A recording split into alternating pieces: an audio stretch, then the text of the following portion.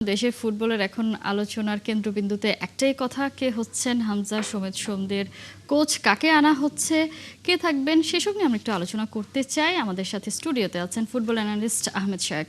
শায়েক, শুভ সকাল। আপনার সাথে অফিয়ার আমার কথা হচ্ছিল যে দেশ জাতি জনতার একটাই কথা, কে হবে হামজাদের কোচ, আসলে কে হচ্ছে? আসলে আমার মতে এখনও জিনিসটা বলাটা এত সহজ না। তার কারণ হচ্ছে যে একটা কোচ নির্বাচন এত সহজ হয় না, কারণ অনেকগুলো প্রসেসের ব্যাপার আছে, কন্ট্রাক্টের ব্যাপার আছে। যেরকম বিএফএফ এর যে প্রেসিডেন্ট তাবিদ ভাই, উনি আর কি সরাসরি বলেছে 2 বছরের কন্ট্রাক্ট হবে।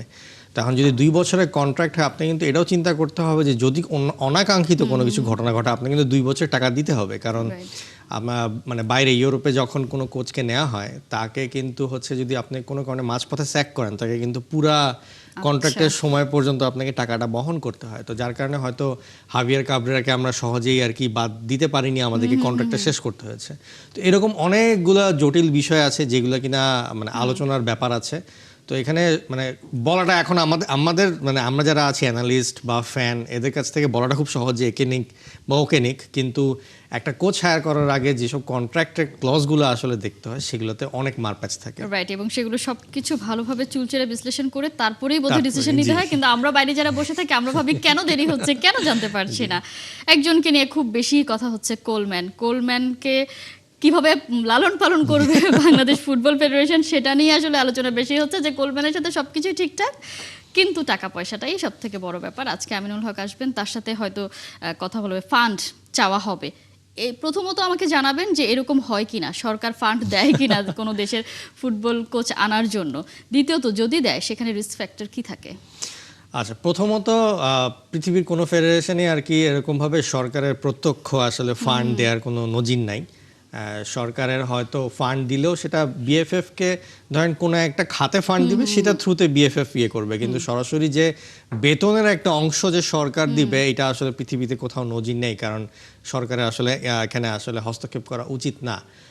কিন্তু ধরেন আমরা যদি একটা আলোচনার খাতিরে যদি চিন্তা করি যে এখানে বিএফএফ থেকে এনএসসি থেকে বা ক্রীড়া মন্ত্রণালয় থেকে একটা টাকাটা দেওয়া হবে একটা ফান্ডে, এইটা আসলে একটা বিশাল বড় রিস্ক ফ্যাক্টর থেকে যায়। রিস্ক ফ্যাক্টর এই জন্য না যে টাকাটা দিচ্ছে কি দিচ্ছে না, রিস্ক ফ্যাক্টরটা বাংলাদেশের মানে প্রেক্ষাপটে আমি যদি বলবো, তার কারণটা হচ্ছে যে আপনি ধরেন যে বিদেশে যদি আপনি দেখেন যে ওইখানের যে দেশ চালানোর যে ধরনটা থাকে, ওইখানে একটা প্রসেস যদি একবার সেট হয়, সেটা যেই সরকার যাই হোক না কেন তার প্রসেসটা কমপ্লিট করে। কিন্তু বাংলাদেশের ইতিহাস বলে যে যখনই সরকার বদল হয়, তখনই কিন্তু তাদের বিভিন্ন রকমের যে প্ল্যানিংগুলো থাকে সেটা হঠাৎ করে চেঞ্জ হয়ে যায়। তো হাইপোথেটিক্যালি যদি আমরা ধরি যে এখন হচ্ছে এখানে আমাদের যে আমিনুল সাহেব, উনি এখন হচ্ছে এখানে ফান্ডের টাকা দিল, বলা হলো যে আচ্ছা ঠিক আছে 2 বছরের জন্য কন্ট্রাক্ট করো, আমরা এখান থেকে একটা পোর্শন দিব। ধরেন কোনো কারণে কালকে হয়তো উনি যদি প্রধানমন্ত্রী নাও থাকতে পারে, বা এই সরকার হয়তো বাংলাদেশে নাও থাকতে পারে। যদি সেক্ষেত্রে না হয়, নতুন সরকার এসে যদি বলে যে আমি বেতনের অংশ দিব না, তখন কিন্তু এটা বিএফএফ এর জন্য একটা বিশাল বড় একটা চাপের সৃষ্টি হবে। তো এই সব ক্ষেত্রে আসলে এই কারণেই সবসময় ফিফা যেটা সাজেস্ট করে যে সরকারের কোনো ক্ষেত্রে হস্তক্ষেপ থাকা উচিত না এইসব ক্ষেত্রে। বাট আমি বলবো যে এখানে আপনার ধরেন যে অন দি আদার হ্যান্ড আমি এইটুকু বলতে চাই যে হ্যাঁ, কোনো ফান্ড নেওয়াটা উচিত হবে না, কিন্তু অ্যাজ আমিনুল সাহেব আমাদের এখন ক্রিয়ার অভিভাবক, তার সাথে একটা আলোচনা এখানে করা যেতেই পারে। তার একটা আলোচনা এবং তার যে এক্সপিরিয়েন্স, তার যে প্লেয়িং ক্যারিয়ারের যে একটা যে সে বিভিন্ন রকমের কোচের আন্ডারে খেলেছে, কোন কোচটা ধরেন 4-5 জন বা শর্ট লিস্ট থেকে নিলে ভালো হবে, তার একটা ওপিনিয়ন এখানে নেওয়া যেতেই পারে। কারণ দিন শেষে এই কোচ যখন আসবে, বিভিন্ন রকমের যে কমিউনিকেশনগুলো ইন্টার ডিপার্টমেন্টাল, সেটা কিন্তু আবার এই ক্রীড়া মন্ত্রণালয়ে করতে হবে। তাদেরও একটা ধরেন যে যদি একটা পজিটিভ একটা নোট থাকে, সেটা দিন শেষে বিএফএফ এর জন্যই প্রসেস অনুযায়ী অনেক সহজ হয়ে থাকবে। সেই জায়গা থেকে যদি চিন্তা করি, মানে আপনার অভিমত বা আপনার এক্সপেরিয়েন্স, আপনার জানাশোনা দিয়ে আপনি বললেন সরকার থেকে সেভাবে আসলে দেওয়া উচিত হবে না বা দেয় না, এটা ধরে নিলাম দিতে পারলো না, শুধু মতামতে দিল, টাকা পয়সা দিল না, তাহলে আমরা কোলম্যানকে পাচ্ছি না, বা কোলম্যানকে সবাই কেন চাইছে, আরও যারা লিস্টেড তারা কেন পিছিয়ে? আসলে এখানে একটা বিস্তর একটা ফারাক আছে, সেটা হচ্ছে ফ্যানদের আন্ডারস্ট্যান্ডিংয়ে এবং আসল বাংলাদেশের বাস্তবতায় ফুটবল কিভাবে চলে, এটার মধ্যে একটা বিস্তর ফারাক আছে। তার কারণ হচ্ছে যে আমরা ফ্যানরা বা অ্যানালিস্টরা যখন আর কি দেখি, তখন আমরা আসলে খুব চাকচিক্য পছন্দ করি। এই কারণে আমরা সবসময় ইউরোপের ফুটবলটা দেখি, আমরা ওয়ার্ল্ড কাপটা দেখি, এবং সেইখানে আমরা দেখি বলে আমরা সেইখানে যারা সাকসেস নিয়ে এসছে তাদেরকে আমরা হায়ার স্ট্যান্ডার্ড মনে করি, এবং যেটা কিনা নর্মাল। কিন্তু সেই হায়ার স্ট্যান্ডার্ডটা মেনটেন করতে গেলে মানে অনেক কাজ কিন্তু পিছনে করতে হয় ফুটবল ওয়ার্ল্ডে, যেইটা সিস্টেম কিনা ইউরোপে হয়ে গেছে, কিন্তু আপনি এশিয়াতে সেই সিস্টেমটা এখনো গ্রো করেনি। সেটা গ্রো করা শুরু হয়েছে আস্তে আস্তে, কিন্তু সেটাতে হয়তো অনেক সময় লাগবে। তো আপনি ইউরোপের স্ট্যান্ডার্ডের একটা কোচ যে কিনা ওই সিস্টেমে চলে, তাকে যখন আপনি এই সিস্টেমের মধ্যে এনে ঢুকিয়ে কাজ করানোর চেষ্টা করবেন, সেই কোচ তো চিন্তা করবে যে আমি ওই স্ট্যান্ডার্ডে কাজ করব, কিন্তু আমাদের ইনফ্রাস্ট্রাকচার, আমাদের ম্যানেজমেন্ট বা আমাদের ফান্ডিং কিন্তু ওই লেভেলের না। আপনার ফিফা থেকে সব দেশে অনুদান দেওয়া হয়, ইংল্যান্ডের মতন দেশের এই অনুদানে হাতও দিতে হয় না, কারণ তাদের ব্র্যান্ড ভ্যালু এত বেশি। আমাদের এই অনুদানটাই হচ্ছে মেন। ওটার জন্যই চেয়ে থাকি আমরা। তো এখানে যে ব্যাপারটা যে আপনার কোলম্যানকে এই জন্যই ফ্যানরা অনেক বেশি চাচ্ছে, কারণ তার একটা সাকসেস আছে, তার একটা ব্র্যান্ড ভ্যালু আছে। সে ওয়েলসের মতন টিমকে সেমিফাইনাল নিয়ে গেছে, গ্যারেথ বেলকে ম্যানেজ করেছে, তো সিমিলার প্রোফাইল, তো সাকসেসটা আমাদের কাছে অনেক বেশি প্রপারলি ব্র্যান্ডেড হয়েছে।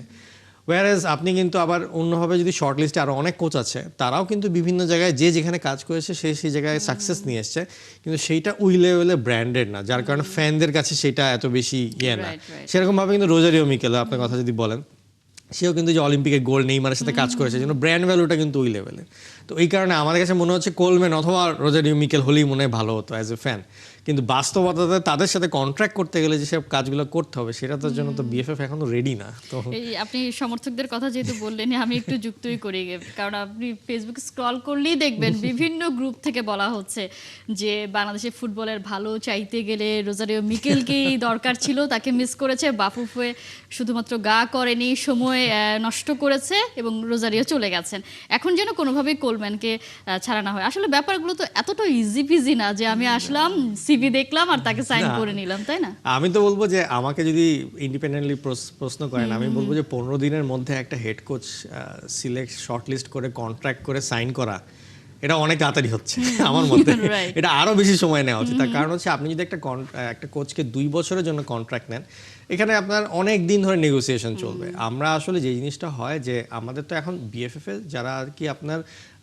মানে কমিটিতে আছে বা কাজ করছে, তারা কিন্তু এইসব ক্ষেত্রে নর্মালি লিগ্যাল প্রসেস অনেক বেশি হ্যান্ডেল করতে হয়, বিকজ ওই তার একজন হচ্ছে হয়তো লিগ্যাল অ্যাডভাইজার থাকবে, বিএফএফ এর একজন লিগ্যাল অ্যাডভাইজার থাকবে, সেরকমভাবে বাইরের দেশে কিন্তু কোচ নেওয়ার আগেই কোচ নেওয়ার অনেক প্রসেস কিন্তু কমপ্লিট হয়। কিন্তু বাংলাদেশে যেহেতু একটা নতুন ধারায় একটা যাওয়ার চেষ্টা, একটা পজিটিভ ধারায় যাওয়ার চেষ্টা, সেভাবে আগাচ্ছে। কিন্তু আমি বলবো আমার কাছে 15 দিন অনেক কম লেগেছে, মানে এটা একটা অনেক প্রেশার। আমি বলবো যে বিএফএফ এর জন্য 15 দিনের মধ্যে শেষ করতে হবে। আমি হলে বলতাম দরকার এখানে 1 মাস নিক, আস্তে ধীরে, কারণ একটা কোচ আপনার নিশ্চয়ই মনে আছে যে ব্রাজিলের কোচ কার্লো আনচেলত্তি হবে কিনা সেটা মনে হয় লম্বা 6 বছরের, মাস মানে অর্ধেক। বছর জুড়েই শোনা যাচ্ছিল হ্যাঁ। গুঞ্জন হবে কিনা, তারপর সবকিছু প্রসেসিং হতে হতে বহুত কতটা সময় সময় লেগেছে। আমরা সবসময় দেখতে পাই যে চাকরি যাওয়াটা যত ইজি, পাওয়াটা বা নতুন করে কন্ট্রাক্টেড হওয়াটা অতটাও ইজি নয়। কিন্তু আসলে আমরা যারা খুব বেশি আবেগী, আমরা তো জাতি হিসেবে আবেগী, আমরা ওই যে যার প্রোফাইল দেখি নেইমারের সাথে কাজ করছে, তাকে ছাড়া আমাদের চলবেই না, এমন একটা ব্যাপার। আরেকজনের নাম শোনা যাচ্ছে, থমাস টুলির কথা শোনা যাচ্ছে। তিনি গায়ানা থেকে পদত্যাগও করেছেন এবং তিনি বলেছেন নতুন একটা চ্যালেঞ্জ নিতে চান, এমন একটা কিছু স্টেটমেন্ট বোধহয় তিনি দিয়েছেন পদত্যাগের সময়। এখন আমরা আবার একটু হিসেব মেলাতে পছন্দ করি যে তিনি আচমকাই কেন গতকালকে হেড কোচের দায়িত্বটা ছাড়লেন, তাহলে কি তিনি আমাদের এখানে আসছেন কিনা, কারণ তিনি তো শর্ট লিস্টেড। এখন হ্যাঁ, উনি আসলে 94 এর ওয়ার্ল্ড কাপেও খেলেছে, উনি হচ্ছে 98 ওয়ার্ল্ড কাপেও খেলেছে এবং 98 ওয়ার্ল্ড কাপের সম্বন্ধে ইউএস এর ক্যাপ্টেনও ছিল উনি। তো ওনারা মানে আমি ওনার হচ্ছে ব্যাপারে যা আর কি ঘাটাঘাটি করে দেখলাম, ওনার আসলে বিশাল এক্সপিরিয়েন্স, উনি অনেক জায়গায় কাজ করেছে, বুন্ডেসলিগা জিতেছেন, ইউএফএ কাপ জিতেছেন। সো ওনার ওই ক্ষেত্রে ওনার যে এক্সপিরিয়েন্স, এবং উনি ফিলিপাইনকেও আর কি আসলে এএফসি এশিয়ান কাপে প্রথমবারের মতো নিয়ে গেছে, তো তার আসলে প্রচুর পরিমাণে এক্সপিরিয়েন্স আছে। কিন্তু আবার একদিক দিয়ে দেখতে হবে যে ওনার বয়সটাও কিন্তু অনেক বেশি। উনি কিন্তু মানে ধরেন একটা ইয়াং কোচ বা একটা মিডল এজের কোচ এসে যতটা এনার্জেটিক পেতে কাজ করতে পারবেন, উনি আসলে অনেক এক্সপিরিয়েন্স নিয়ে আসবেন, কিন্তু উনি নিজে কতটা বেশি এফেক্টিভ হবেন, ওনার সাপোর্ট স্টাফ লাগতে পারে অনেক। তো সেই ক্ষেত্রে এই জিনিসটা খেয়াল রাখতে হবে। আর যে জিনিসটা আমি হয়তো কয়েকটা রিপোর্ট পড়ছিলাম, এটা আসলে যে জিনিসটা হয়েছে যে ফিলিপাইন এবং গায়ানা দুই জায়গাতে আমি দেখলাম যে দুই সময়ে রিপোর্ট ছিল যে তিনি হচ্ছে দেশি এবং প্রবাসী প্লেয়ারদের মধ্যে এক ধরনের ঝামেলা আর কি সৃষ্টি হয়েছিল, যার কারণে প্লেয়াররাও কমপ্লেন করেছিল তার নামে। তো এখন আবার এই অ্যাঙ্গেলটাও চিন্তা করতে হবে যে আমাদের কিন্তু এখন দেশি এবং প্রবাসী প্লেয়ার একটা বেশ একটা আধিক্য আছে, দুই সাইডেরই প্লেয়ার আছে। তো এরকম একটা কোচ যার কিন্তু আগেই রেকর্ড আছে প্রবাসী আর দেশি প্লেয়ারদের মধ্যে সমস্যা, সে যদি এখন এসে আবার সমস্যা তৈরি করে, সেটা কিন্তু আমাদের জন্যই খারাপ হবে। বাট ওনার যে পদত্যাগের বিষয়টা এটা হয়তো ওনার এই রিসেন্ট যেই কথাগুলো বললাম সেটার কারণে হতে পারে, অথবা হয়তো উনি নিজের পার্সোনাল কারণেই ছাড়তে পারেন। বাট আপনি যদি ওই যে হিসাব মিলানোর যে কথা বলছিলেন বাংলাদেশের সাথে, নর্মালি কোনো কোচই কোনো প্রি কন্ট্রাক্ট বা হচ্ছে অ্যাগ্রিমেন্ট হাতে না পেয়ে বা সাইন না করে কখনোই আরেকটা জব ছাড়বেন না। সো যদি ধরে রাখি যে এখন পর্যন্ত কোচ সিলেকশন ফাইনাল হয়নি, সেক্ষেত্রে তার মানে তার কাছে কোনো প্রকার কন্ট্রাক্ট বা প্রি কন্ট্রাক্ট অ্যাগ্রিমেন্টও যায়নি, তাহলে সেই ক্ষেত্রে আমি বলে রাখতে চাই যে এটা আসলে তার নিজের পার্সোনাল কারণেই হয়েছে। আসলে বাংলাদেশের জন্য যে তিনি পদত্যাগ করেছেন এটা আসলে ঠিক না। না, এটা হতে পারে না। কিন্তু আপনি আবার একটা ইয়েও দিয়ে দিয়েছেন যে তার ক্যারিয়ারের যে একটা কালো দাগও আছে, কালো দাগও আছে। তাকে এটা আনতে গেলে- মিডিয়া রিপোর্ট হয়েছে, মানে যখন ধরেন যে প্লেয়াররা এমনিতে ধরেন অনেক সময় আছে যে অনেক কমপ্লেন করে, কিন্তু এটা ইন্টারনাল থাকে, এটা হতেই পারে। কিন্তু জিনিসটা যখন মিডিয়া পর্যন্ত পৌঁছে যায় তার মানে এখানে সিরিয়াস কোনো ইস্যুস তো আছে। এই যে বলে যে মানে মানে ধোয়া না উঠলে তো বোঝা যাবে না যে আগুন লেগেছে কি লাগেনি। সো ওই জিনিসটাই ধোঁয়া আর কি। যেহেতু আছে, হ্যাঁ, আগুন ছিল ছিল, সেখানে, ছিল। সে কারণে যেমন কাবরেরার বেলায় আমরা দেখতে পাই যে তিনি যে আসলে একটা ঝামেলা পাকিয়েছেন সেটা কিন্তু এখন ডকুমেন্টেড, সার্চ করতে গেলে কিন্তু তার নামের সাথে আসলে পাওয়া উঠে যায়। আসবে। সো মানুষ তাকে নেয়ার ব্যাপারে হয়তো চিন্তা করবে। আরো একটা নাম শোনা যাচ্ছে বার্নস্টক, তিনি লিস্টেডই ছিলেন না, তার সাথে বাফুফে হঠাৎ করে কথা বলছেন, কথা চালাচালি করছেন। এটা নিয়ে আবার অনেকেই বলছেন যে লিস্টেডই নন, তার সাথে আবার কিসের আলোচনা বা কেন করছে, সেটা আপনি আবার কি ভাবছেন? আমি আসলে বলতে চাই যে এখানে মানে 12 জন না 10 জন একটা শর্ট লিস্ট হয়েছে। আমরা কিন্তু প্রথম 4 জনের পরে কারণ আমি জানি না, মানে সত্যি কথা বলতে যেই 4 জন পপুলার তাদের নামটাই ঘোরাফেরা করছেন। আমি আসলে এখনো এটাই কনফিউজ যে সে কি আসলে শর্ট লিস্টেড ছিল কি ছিল না, এটা নিয়ে আমি আসলে কনফিউশন। তো যদি শর্ট লিস্টেড বাইরে থেকে আসে তাহলে আমি বলবো যে this was not a good thing, কারণ অলরেডি শর্ট লিস্ট করা আছে একটা, তার বাইরে থেকে কেন আসবে। আর যদি সে 10 থেকে 12 জনের শর্ট লিস্টে থাকে তাহলে তো সেটা নর্মাল একটা প্রসেস হতেই পারে। তার কারণ হচ্ছে যে আপনার এইটুকু মনে রাখতে হবে যে যখন ইন্টারভিউ প্রসেসটা নেওয়া হয় সবাইকে কিন্তু এক ধরনের আগে থেকে মিটিং সেট করে করা হয়। অনেক সময় আছে যে তারও হয়তো পার্সোনাল কোনো কাজে সে হয়তো সময়টা ওই সময় দিতে পারেনি, সো একটু শিফটেড হয় আপনার ইন্টারভিউগুলো, হয়তো একদিন পিছায় বা 2 দিন পিছায়। অনেকের ক্ষেত্রে আছে যে মাল্টিপল ইন্টারভিউ নেওয়ার সুযোগ আছে, আপনি একবার নিয়ে মনে হলো যে না আপনার মনোমতন হয়নি, আপনি আরেকবার নেবেন, সেটা আপনি নিতে পারেন। তো সেই ক্ষেত্রে আসলে এই প্রসেসটা এভাবে করে যাওয়া উচিত। আমি তো এটাই বললাম যে আপনাকে, যে আমার কাছে মনে হচ্ছে যে খুব কুইক হয়ে গেছে প্রসেসটা। আমার মতে আরও একটু সময় নেওয়া উচিত ছিল। তার কারণ হচ্ছে যে 2 বছরের কন্ট্রাক্ট করবেন একটা কোচের সাথে, এত সহজ বিষয় হেড না। কোচ পজিশনটা হচ্ছে হেড কোচ, এবং আমি চাই রেজাল্ট বের করে আনুক। কিন্তু যে আমাদের তর্স হয় না তো, খুব তাড়াতাড়ি কুইক সমাধান চাই। সেটা তো গেল প্রসেস নিয়ে আমরা কথা, কিন্তু লোকটা কেমন হবে না, যদি আপনার এখন হয় তার তো এক্সপিরিয়েন্সটা বেশ ভালো এবং তার অলরেডি মানে ক্যারিয়ারে সে সেরকম এক্সপিরিয়েন্সই রেখেছে। তো আমার মতে আপনার এখন আসলে ওইভাবে করে কাউকে আগিয়ে বা কাউকে পিছিয়ে রাখতে চাই না। হ্যাঁ, আপনি রোজারিও মিকেল বা কোলম্যানকে আপনি ব্র্যান্ডিংয়ের ভ্যালু থেকে আগে রাখতে পারেন বাকি সব শর্ট লিস্টেড কোচদের মতো, কিন্তু দিন শেষে কিন্তু সবাই এখানে ভালো। এখানে আপনি যে কাউকে খারাপ বলবেন তা না, কারো কারো হয়তো এশিয়ান এক্সপিরিয়েন্স অনেক বেশি আছে, সে হয়তো এইরকম যে মানে আপনি যদি চিন্তা করেন লেভেল, আমাদের এখনও কাঠামো বা প্রসেস বা আপনার সিস্টেম কিন্তু এখন অনেক বলবো যে নিম্নমানের, মানে আপনার ধরেন আমি হাই লেভেলও বলবো না, মধ্য লেভেলও বলবো না, আমি বলবো নিম্নমানের। তো এই নিম্নমানের যেই একটা কাঠামো যে আছে, এইটা থেকে আমরা কীভাবে মধ্য লেভেলে আসতে পারি সেই রকম একটা কোচ কিন্তু এখন যে কেউ হতে পারে। আবার অনেকে যেটা বলছিলেন যে অনেক সাপোর্ট স্টাফ নিয়ে আসবে, কেউ হয়তো একা এসেই বাজিমাত করে দিতে পারে। তো এখন এই জিনিসগুলো আসলে কে যে ভালো কে যে খারাপ আপনি আসলে কম্পেয়ার করাটা অনেক টাফ। এটা আসলে the only way you can decide যে কে ভালো খারাপ, যে ওই ইন্টারভিউটা করে সেই ইন্টারভিউতে সে কে আর কি ভালো একটা প্রজেক্ট শো করতে পারে যে বাংলাদেশের ফুটবলটাকে সে কোথায় নিয়ে যাবে, এবং দ্বিতীয়ত তার যে এক্সপেন্সেসগুলো সেগুলো একটা কমফোর্ট জোনের মধ্যে থাকে। আমরা শুধু এক্সপেন্স বলতে কিন্তু শুধুমাত্র বেতন চিন্তা করি, কিন্তু সে যে আসবে তার যাতায়াতের খরচ, সে যে থাকবে, সোজা কথা থাকা খাওয়া পড়া সবকিছুর দায়িত্ব, সবকিছুর খরচ, তো এগুলো মিলিয়ে তো একটা বাজেট হতে হবে। আমরা শুধু বেতনটা দেখলেই মনে করি যে রোজারিও বা মিখেল বা হচ্ছে কোলম্যান 25 থেকে 30 চাচ্ছে, কিন্তু এরপরে যে আরো 10 থেকে 12,000 ডলারের একটা এক্সট্রা খরচ আছে, এটাও কিন্তু আপনাকে চিন্তা করতে হবে। আর আপনি যদি বাজেট যদি এখানে কম থাকে, আপনি যদি সেটা ন্যাশনাল টিমসের ফ্যাসিলিটিস থেকে টান দেন, তাহলে কিন্তু আবার সেটা ফুটবলারদের জন্য খারাপ হবে। সো আপনাকে ওই কমফোর্ট জোনের মধ্যেই কিন্তু সেই কোচটাকে আসলে নিতে হবে। শুধু গাড়ি কিনলেই হবে না, মেইনটেনেন্স কিভাবে করবে সেটা ব্যবস্থা রেখে আপনাকে 2 বছর চালাতে হবে। So maintenance is a very big thing. খুবই ছোট্ট করে জানতে চাইবো, আপনি বলেছেন যে যাই হচ্ছে খুব তাড়াতাড়ি হচ্ছে, এতটা সময় মানে তার চেয়ে বেশি সময় নিলে অবাক হওয়ার কিছু থাকবে না, বা বেশি সময়টাই আসলে ডিজার্ভ করে একটা কোচ নিয়োগের ক্ষেত্রে। 15 তারিখ ডেডলাইন ছিল, মানে আপনার মনে হয় যে আসলে 15 তারিখে আমরা জানতে পারবো? আমার মতে এখন যেহেতু প্রেসিডেন্ট সাহেব সরাসরি মিডিয়াতেই বলে দিয়েছে যে 15 তারিখ ইজ দ্য লাস্ট ডেট, এখন আই থিঙ্ক তারও এখন তার পজিশন থেকে এটা আসলে 15 তারিখে দেয়া ছাড়া আসলে আর কি কোনো উপায় হবে না, কারণ এটা তার জন্য একটা ইমেজের একটা ব্যাপার যে তিনি একটা প্রমিস একের পর এক বারবার চেঞ্জ করছেন। তা আই থিঙ্ক 15 তারিখের মধ্যে হয়তো ডিসিশন হয়ে যাবে। আই থিঙ্ক এই 15 তারিখ তো কালকেই, তো কালকের মধ্যে হয়তো একটা প্রি কন্ট্রাক্ট হয়তো এগ্রিমেন্ট হয়ে যাবে সেই কোচের সাথে, যার ফলে প্রি কন্ট্রাক্টটা যদি একবার সাইন করে ফেলতে পারে তাহলে হয়তো সেক্ষেত্রে মিডিয়াতে বলতে আর কি কোনো সমস্যা থাকবে না, বাধাও থাকবে না।